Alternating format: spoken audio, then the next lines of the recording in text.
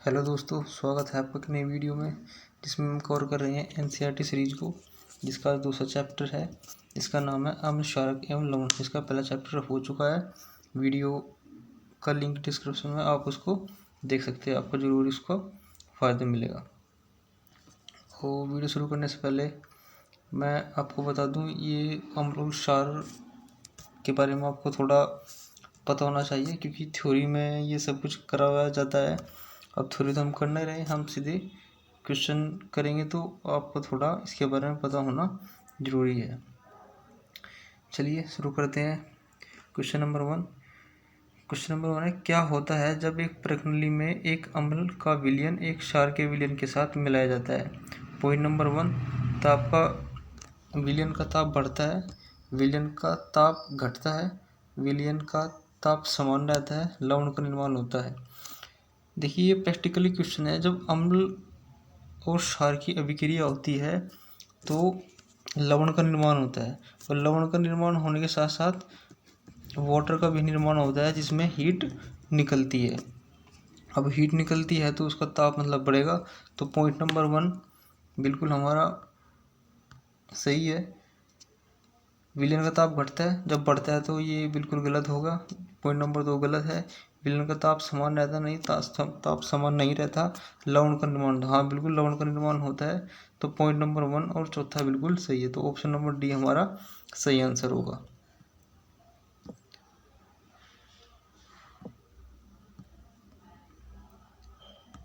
चलिए next question number 2, एक जलीय विलयन लाल लिटमस विलयन को नीला कर देता है। निम्नलिखित में से किसके विलयन को अधिक्य में मिलाने पर यह परिवर्तन व्युत्क्रमित हो जाता है। देखिए क्वेश्चन को समझिए, इसमें क्या कहा गया है। एक जलीय विलयन लाल लिटमस को नीला कर देता है, मतलब लाल लिटमस को नीला करेगा, मतलब क्या होगा। अब लाल लिटमस को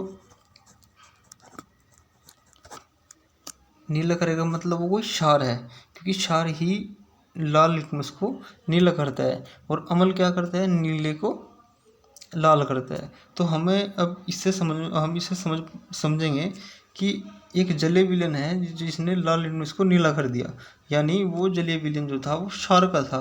अब निम्नलिखित में किसके विलयन को अधिक्य में मिलाने पर यह परिवर्तन व्युत्क्रमित होगा। मतलब जो यह परिवर्तन था यह उल्टा हो जाएगा। मतलब हमें ऐसा देखना है जो अम्लीय हो। अब बेकिंग पाउडर अम्लीय प्रकृति का होता है नहीं, बेकिंग पाउडर हमेशा क्षारीय प्रकृति का होगा। चूना भी क्षारीय प्रकृति का होता है। अमोनियम हाइड्रोक्साइड का आपको फॉर्मूला पता है, NaOH स्ट्रॉन्ग क्षार है, तो ये तो हो नहीं सकता। स्ट्रॉन्ग क्षार मिलाएंगे तो वो और क्या नाम लाल हो जाएगा। तो हाइड्रोक्लोरिक अम्ल जो होता है वो एक स्ट्रॉन्ग अम्ल है। तो हाइड्रोक्लोरिक अम्ल जब हम मिलाएंगे तो ये प्रक्रिया जो है उल्टी हो जाएगी। अब ये क्या होगा, ये नीले को लाल कर देगा। तो ऑप्शन नंबर डी बिल्कुल सही आंसर होगा। चलिए क्वेश्चन नंबर 3, ये बेसिकली प्रैक्टिकली क्वेश्चन है। थोड़ा आपको समझ इसकी लैंग्वेज को समझना पड़ेगा, तभी आप इसको कर पाएंगे। क्वेश्चन नंबर 3 है, एक आर्द्र दिन में हाइड्रोजन क्लोराइड गैस के विचरण के दौरान गैस को सामान्यतः कैल्शियम क्लोराइड युक्त रक्षित नली में से गुजारा जाता है। रक्षित नली में लिए गए कैल्शियम क्लोराइड का क्या कार्य है। अब एक आर्द्र दिन है, मतलब एक जो है नमी वाला दिन है में हाइड्रोजन क्लोराइड गैस के विचरण के दौरान गैस को सामान्यतः कैल्शियम क्लोराइड युक्त मतलब जिसमें कैल्शियम और क्लोराइड युक्त एक नली है, उसमें लगाया गया कैल्शियम क्लोराइड रक्षित नली से गुजारी गई है। कौन, हाइड्रोजन क्लोराइड गैस। रक्षित नली में लिए गए कैल्शियम क्लोराइड क्या कार्य। अब ये क्या करेगा, कैल्शियम क्लोराइड हमेशा क्या करता है, कैल्शियम क्लोराइड आपने देखा होगा वो नमी को सोख लेता है। नमी को सोखने के लिए उसका प्रयोग करते हैं हम बेसिकली। तो ऑप्शन नंबर ए है, मुक्त गैस को अवशोषित करता है। अब मुक्त गैस तो पहले ही उसको अवशोषित थोड़ा करेगा, अब गैस को अवशोषित कर लेगा तो उसको लगाने का क्या फायदा। अगर हम कैल्शियम क्लोराइड की कोई परत लगी है, हम उसमें कोई गैस पास कर रहे हैं, ताकि वो गैस जो है प्योर हो जाए। और वो गैस को ही अवशोषित कर लेगा तो उसका कोई फ़ायदा होने वाला है नहीं। तो गैस को नमी प्रदान करता है, नहीं नमी प्रदान कर, लेकिन नहीं, गैस से नमी को अवशोषित करता है। जी बिल्कुल, गैस को नमी से अवशोषित करता है। ऑप्शन नंबर सी बिल्कुल सही आंसर होगा। Option number C is the right answer. चलिए क्वेश्चन नंबर 4, निम्नलिखित में से कौन सा लवण क्रिस्टलीकरण जल नहीं रखता। अब ये क्वेश्चन है तो बिल्कुल इजी, लेकिन जिसको इसका फॉर्मूला पता होगा वही इसका आंसर कर पाएगा। इसमें बेसिकली क्या पूछा है, निम्नलिखित में से कौन सा लवण क्रिस्टलीकरण जल नहीं रखता।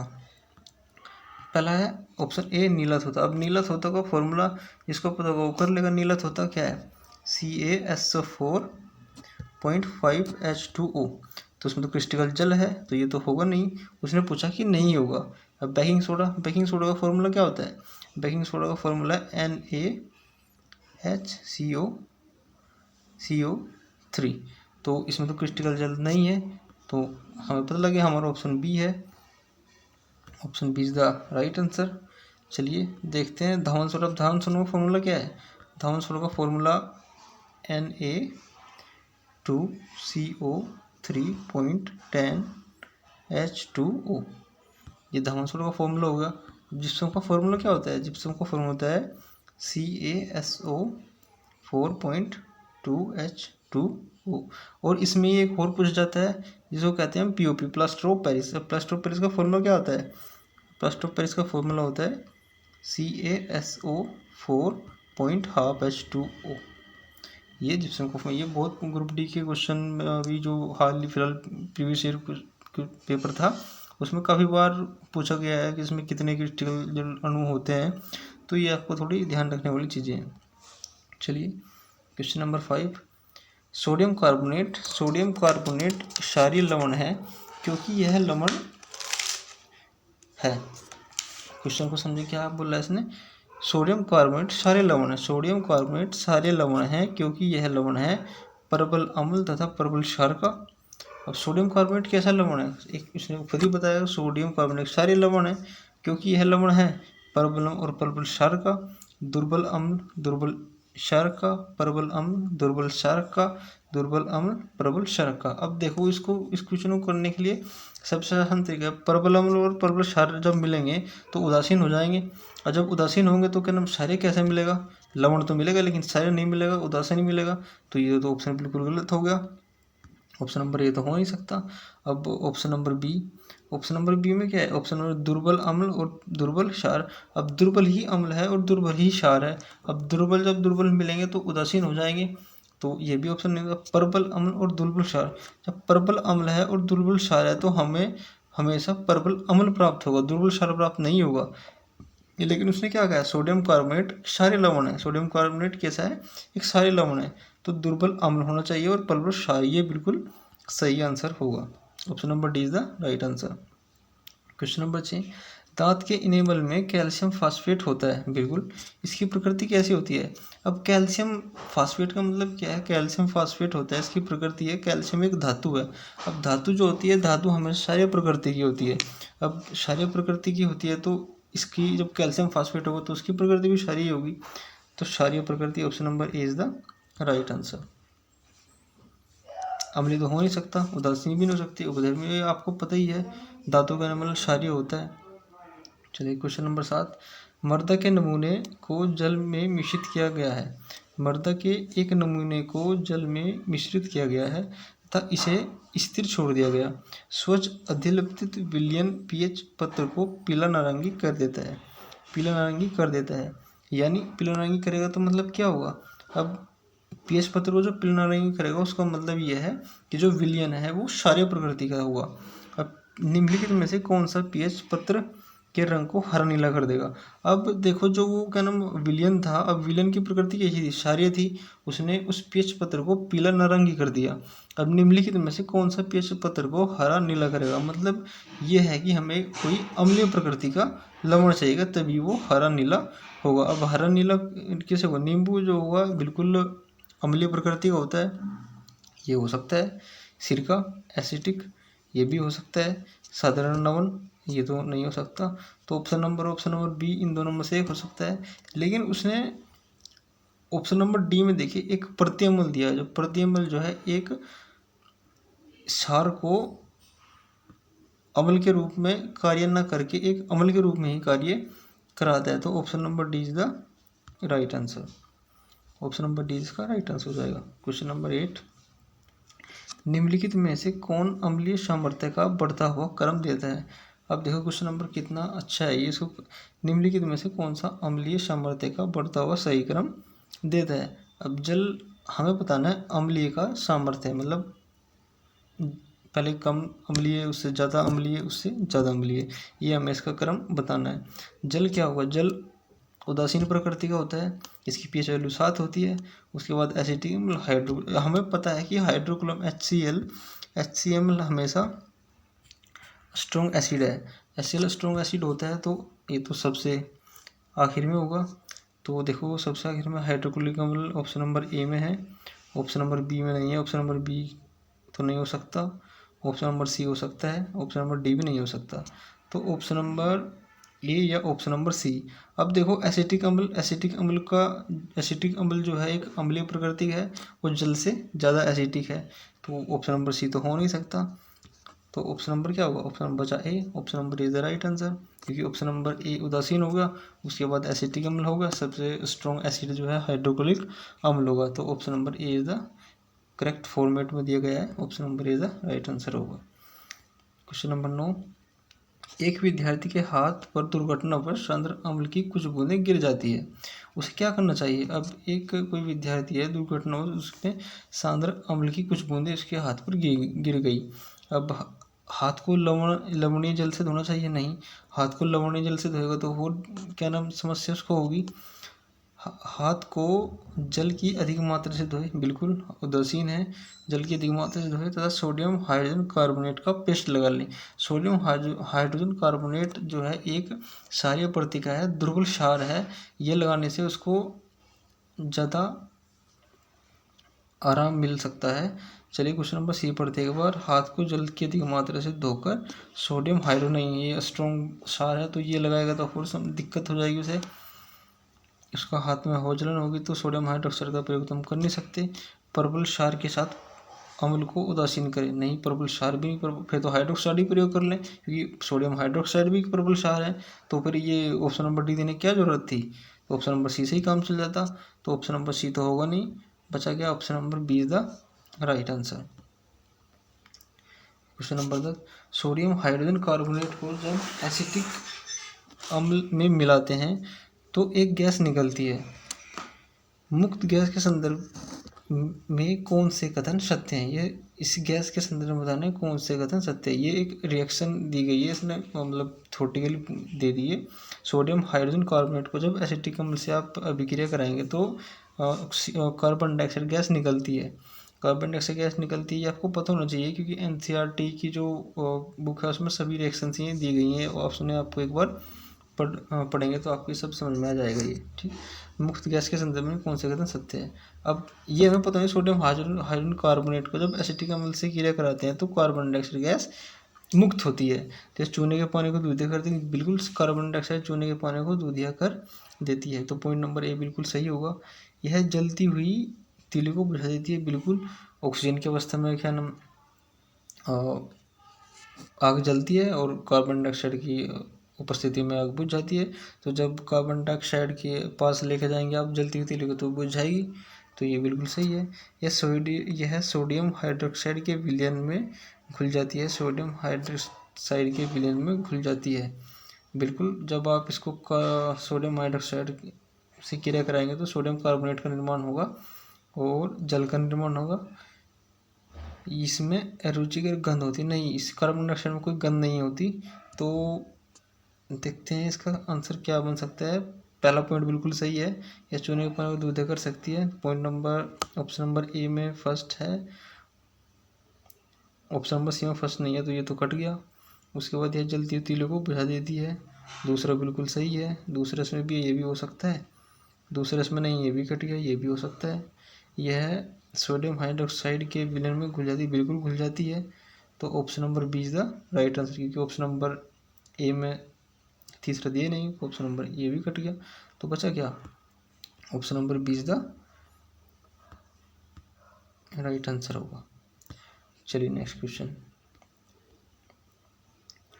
सामान्य लवण रसोई में उपयोग किए जाने के अतिरिक्त इसके निर्माण में कच्चे माल के रूप में प्रयोग में आता है। सामान्य लवण जो हम रसोई में प्रयोग करते हैं उसका मतलब है नमक। हमारा जो नमक है NaCl, सोडियम क्लोराइड, किए जाने के अतिरिक्त इसके निर्माण में कच्चे माल के रूप में क्या मतलब हम नमक का निर्माण किस किस कच्चे माल से कर सकते हैं या किससे हम इसका निर्माण कर सकते हैं। धावन सोडा, बिल्कुल धावन सोडा हो सकता है। देखते हैं व्यंजक चूर्ण या बेकिंग सोडा। पॉइंट नंबर 4 बुझा हुआ चूना। अब देखो हमें क्या बनाना है, हमें बनाना है NaCl, हमें NaCl का निर्माण करना है। तो धावन सोडा का मतलब क्या होगा, धावन soda sodium carbonate, sodium carbonate में सोडियम पाया गया है तो इससे हम NaCl का प्रयोग कर सकते हैं अभिक्रिया कर व्यंजक चूर्ण। व्यंजक चूर्ण में आपका क्लोरीन है और आपका कैल्शियम व्यंजक चूर्ण से तो आप प्राप्त नहीं कर सकते NaCl। तो ऑप्शन नंबर दूसरा तो उसका होगा नहीं। ऑप्शन नंबर दूसरा ए में ये भी नहीं हो सकता, बी भी नहीं हो सकता और डी और सी आपका हो सकता है। चलिए बुझा हुआ चूना। अब बुझा हुआ चूने से आप NaCl कैसे प्राप्त करेंगे, बिल्कुल भी नहीं प्राप्त कर सकते। तो डी भी कट गया, बचा गया ऑप्शन नंबर सी, कुछ करना ही नहीं था। इसको आप थोड़ा मतलब वैसा कॉम्पिटिटिव एग्जाम वाला दिमाग लगाकर भी इसका आंसर आप कर सकते हैं।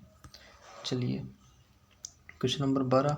एक बेकिंग पाउडर का एक अवयव सोडियम हाइड्रोजन कार्बोनेट है, इसका अन्य अवयव है। एक बेकिंग पाउडर का एक अवयव सोडियम कार्बोनेट है। एक बेकिंग पाउडर का फॉर्मूला को NaHCO3, ये बेकिंग पाउडर का फॉर्मूला होता है। चलिए अब इसका एक अवयव है तो हाइड्रोजन क्लोराइड अम्ल, क्या इसका एक अन्य अवयव है। टार्टरिक अम्ल, एसिटिक अम्ल, सल्फ्यूरिक अम्ल, नहीं सल्फ्यूरिक अम्ल नहीं हो सकता।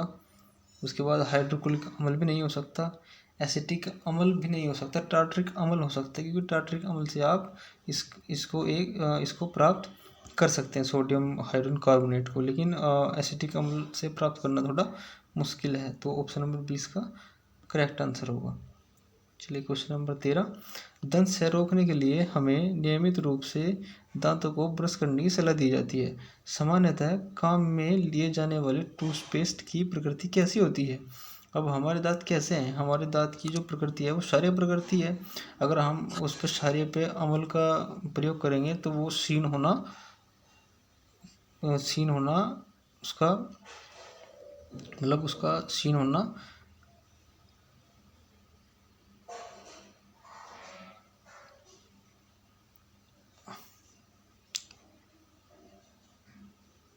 मतलब उसका क्षय होना प्रारंभ हो जाएगा।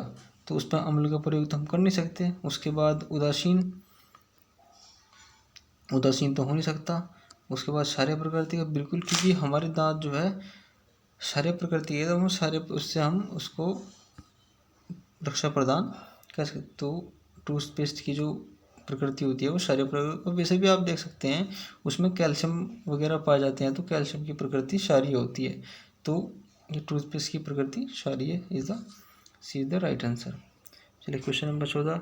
एक अम्ल तथा एक क्षारक के जलीय विलयन के लिए कौन से कथन सत्य है। एक क्षारक का विलयन है और एक अम्ल है, उसके जलीय विलयन के बारे में कौन से कथन सत्य हैं ये आपको बताना है। पॉइंट नंबर है pH जितनी उच्च होगी अम्ल उतना ही प्रबल होगा। क्या ये सही है। pH जितनी उच्च होगी अम्ल उतना ही प्रबल होगा, नहीं। pH जितनी कम होगी अम्ल उतना ही प्रबल होगा। pH जितनी ऊंची होगी क्षार उतना ही प्रबल होगा। pH जितनी उच्च होगी अम्ल उतना ही दुर्बल होगा। बिल्कुल pH जितनी उच्च होगी अम्ल उतना ही दुर्बल होगा, यह बिल्कुल सही है। क्योंकि pH जिस की pH 0 होती है वो एक प्रबल अम्ल होता है और यही इसमें कहा गया है। थोड़ा pH जितनी उच्च होगी अम्ल उतना ही दुर्बल होगा, क्योंकि जिसकी pH 14 होगी तो वो क्या नाम वो दुर्बल अम्ल होगा। तो ये बिल्कुल सही होगा आपका। उसका पीएच जितनी कम होगी क्षार उतना ही प्रबल होगा। नहीं, पीएच जितनी कम होगी अम्ल उतना ही प्रबल होगा, क्षार उतना प्रबल नहीं होगा, क्षार उतना ही दुर्बल होगा। तो ये तो हो नहीं सकता। पीएच जितनी कम होगी क्षार उतना ही दुर्बल होगा। जी, पीएच जितनी कम होगी क्षार उतना ही दुर्बल होगा, लेकिन पीएच जितनी कम होगी अम्ल उतना ही प्रबल होगा। तो ये भी बिल्कुल सही है चौथा। तो 2 और 4 option number D is the right answer. PH के दौरान क्वेश्चन नंबर 15, पीएच पाचन के दौरान उत्पन्न जठर रस की पीएच कितनी होती है। पाचन, जो हमारी पाचन क्रिया होती है, जब हम खाना खाते हैं तो उसके दौरान जठर रस की पीएच कितनी होती है। 7 से अधिक होगा तो फिर वो क्षारीय प्रकृति होगा, क्षारीय प्रकृति का तो होगा नहीं, आपको पता है वो अम्लीय प्रकृति का होता है।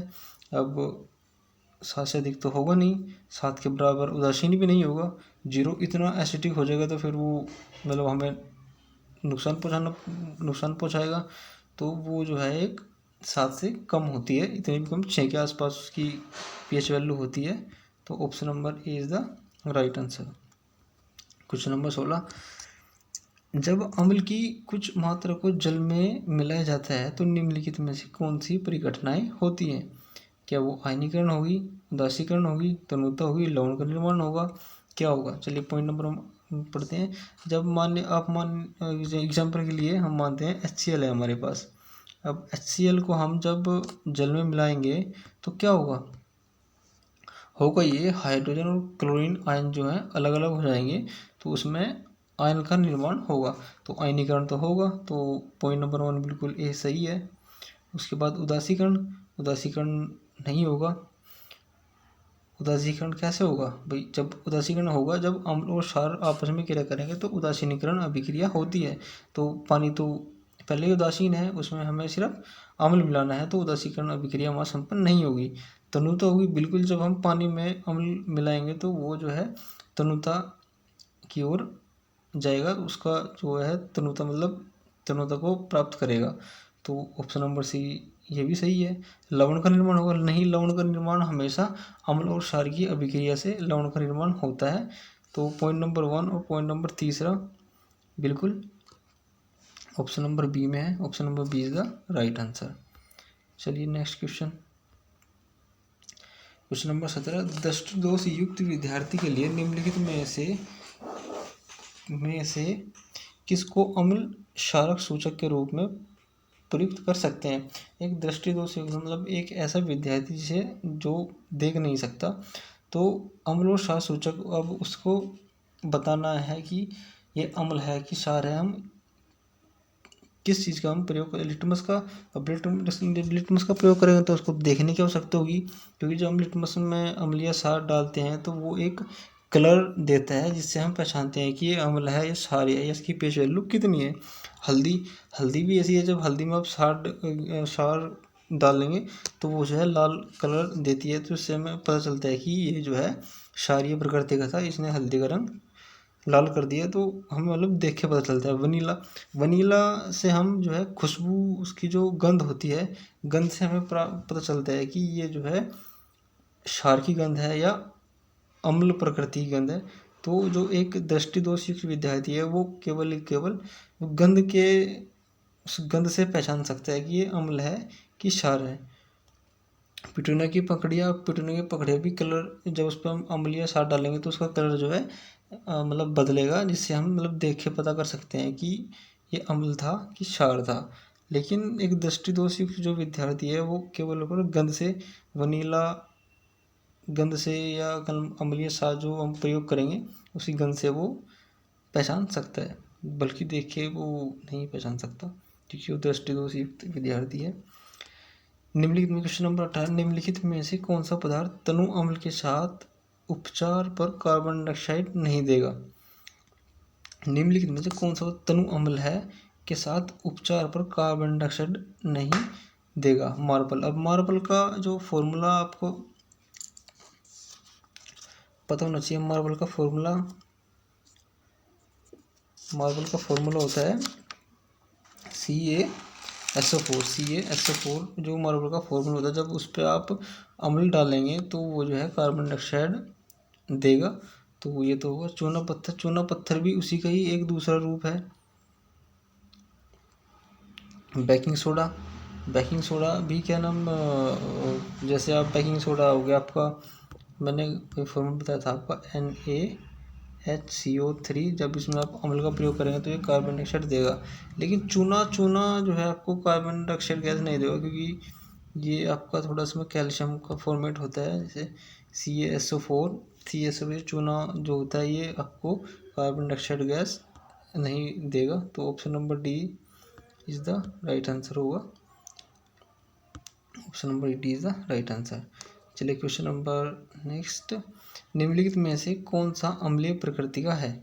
अब नींबू का रस, मानव का रक्त, चूने का पानी या प्रतिअम्ल। अब ये क्वेश्चन थोड़ा मतलब, नींबू का रस एसिडिक होता है, बिल्कुल सही है। मानव का रक्त, मानव का रक्त में क्या पाया जाता है? Fe, मतलब फेरस धातु पाई जाती है। फेरस धातु क्या होती है? आपकी क्या क्षारीय प्रकृति की होती है, तो ये तो होगा नहीं। चूने का पानी, चूने का पानी में क्या होता है? CaSO4 जो कि क्षारीय प्रकृति का होता है, ये भी नहीं होगा। प्रतिअम्ल, अब प्रतिअम्ल तो अम्लीय होगा ही, लेकिन नींबू का रस भी अम्लीय होगा। अब इसमें आप क्या आंसर लेंगे? तो मेरे हिसाब से इसका आंसर होगा ए और बी दोनों होगा, ए और बी। अब NCERT ने तो उसका आंसर वैसे डी दिया है, लेकिन ए और बी इसका राइट आंसर बुक में जो है, ए और बी दोनों थ्योरी में जो लिखा है, ए और बी दोनों ही हो सकते हैं इसके आंसर। वैसे NCERT में इसका आंसर डी है। चलिए नेक्स्ट क्वेश्चन, एक विद्युत अपघट्य के दौरान द्वारा विद्युत चालकता के प्रदर्शन के प्रयास के लिए निम्नलिखित उपकरण चित्र 2.1 लगाया गया है। ये चित्र लगा, इसको आप देख लें। निम्नलिखित में से कौन से कथन सत्य हैं? अब इस चित्र के बारे में जो पॉइंट्स हैं, इसमें बताना है कौन से कथन आपके सत्य हैं। पॉइंट नंबर 1, बल्ब नहीं चमकेगा क्योंकि यह विद्युत अपघट्य अम्ल नहीं है। अभी विद्युत अपघट्य अम्ल है कि नहीं है, ये आपको पता करना है। बल्ब चमकेगा क्योंकि NaOH एक प्रबल क्षार है तथा चालन के लिए आयन उपलब्ध कराएगा। क्या ऐसा हो सकता है? बल्ब नहीं चमकेगा क्योंकि परिपथ अपूर्ण है, नहीं, परिपथ तो पूर्ण है। बैटरी भी है, तार भी सही है, ये भी है, अपघट्य भी है, NaOH है, बल्ब है, स्विच है, नहीं नहीं बिल्कुल पूर्ण है, तो ये तो होगा नहीं। ऑप्शन नंबर 3 जाए, इसको हटाओ, ये भी गया। बल्ब नहीं चमके क्योंकि ये विद्युत अपघट्य के विलयन पर निर्भर नहीं करता, बिल्कुल निर्भर करता है भाई। विद्युत मतलब जब भी जलेगा, जब विद्युत अपघट्य पर निर्भर करेगा तो बल्ब तभी जलेगा।